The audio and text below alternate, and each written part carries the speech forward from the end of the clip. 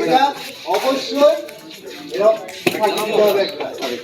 কারণ অনেক সময় হয় কি অনেক দিন ইয়েতে থাকলে ওটার ভিতরে ইয়েটা পাউডারটা ইয়ে হয়ে থাকে। সেই জন্য আগে নিচে একটু জায়গায় ঢাকি দিতে হবে, দিয়ে মোচড় দিতে হয়, মোচড় দিয়ে তারপর টান দিতে হবে।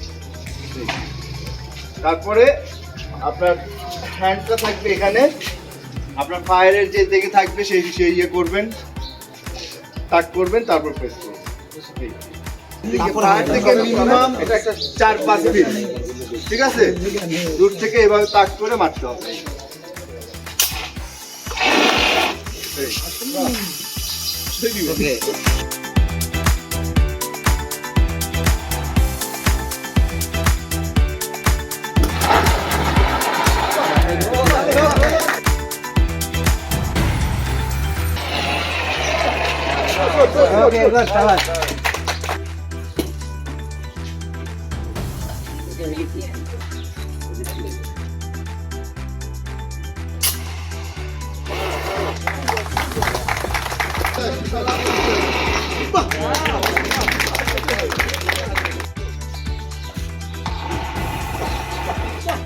এটা তো হলো হাতের উপর সহজে নেওয়া যায় না, এটা এইভাবে ইয়ে করে দেখলেন, দেখার পরে